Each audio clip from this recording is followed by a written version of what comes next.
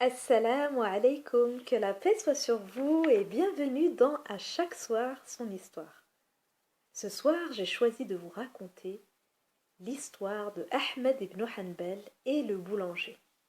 L'imam Ahmed ibn Hanbal est célèbre parmi les savants musulmans et il est l'un des 4 grands imams des 4 écoles en islam. Lors d'un voyage, l'imam Ahmed ibn Hanbal fit la prière de l'Isha dans une mosquée et il voulut y rester pour y passer la nuit. Le gardien de la mosquée vint lui dire qu'il fallait qu'il quitte la mosquée. L'imam Ahmed ibn Hanbal lui répondit qu'il n'avait nulle part où aller. Le gardien ne voulut rien savoir et lui ordonna de sortir en lui expliquant que c'était interdit de dormir à la mosquée. Alors l'imam quitta la mosquée et se mit à regarder à droite, à gauche, ne sachant pas où aller. Puis, il s'assit à l'extérieur de la mosquée, sur le seuil de la porte. Le gardien vint fermer la porte de la mosquée, et lorsqu'il vit l'imam sur le seuil, il lui demanda à nouveau de partir. L'imam lui dit « Mais mon frère, je n'ai nulle part où aller. » Le gardien intraitable lui répondit « Ne reste pas ici, tu dois partir. » Le gardien ne savait pas que cet homme était l'imam Ahmed ibn Hanbal, et il empoigna le pied de l'imam et le tira jusqu'au milieu de la route.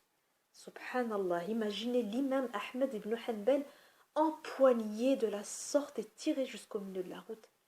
Il était choqué face à un tel comportement. Il n'avait jamais été traité de la sorte.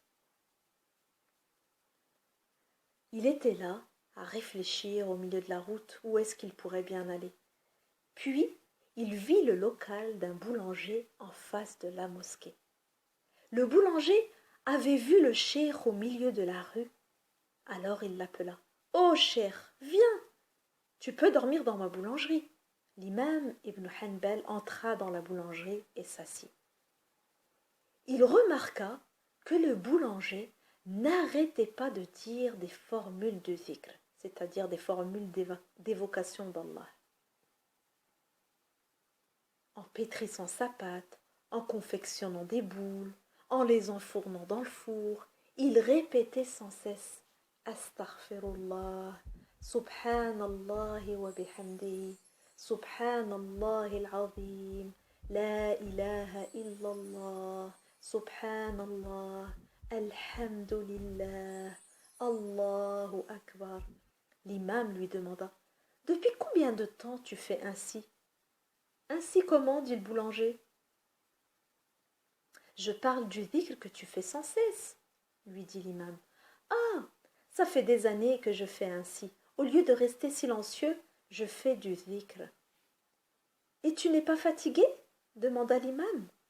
Car en effet, souvent quand une personne répète du dhikr, elle peut facilement être fatiguée au bout d'un quart d'heure, une demi-heure, mais ça ne semblait pas être le cas de cet homme. Il répondit « Non, j'ai pris l'habitude, » répondit le boulanger. Et l'imam lui demanda « Quelle forme de bénédiction en as-tu trouvé dans ta vie pour évoquer autant Allah ? Est-ce que le fait d'évoquer autant Allah, de le vénérer, de le glorifier sans cesse, laisse des traces dans ta vie ?» Le boulanger répondit « À chaque fois que j'ai demandé quelque chose à Allah, il me l'a accordé. » Subhanallah, dit l'imam. Chaque fois que tu as demandé quelque chose à Allah, il te l'a accordé? Le boulanger répondit.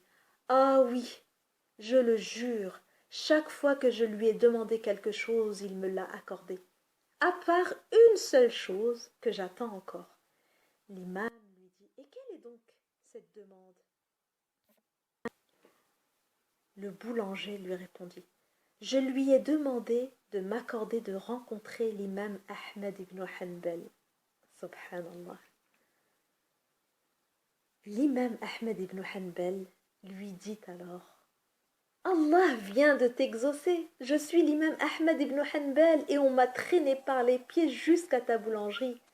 Mais en fait, ce sont tes invocations qui m'ont fait expulser de la mosquée. Le boulanger était content et il s'est occupé bien sûr avec bienveillance de l'imam Ahmed ibn Hanbal.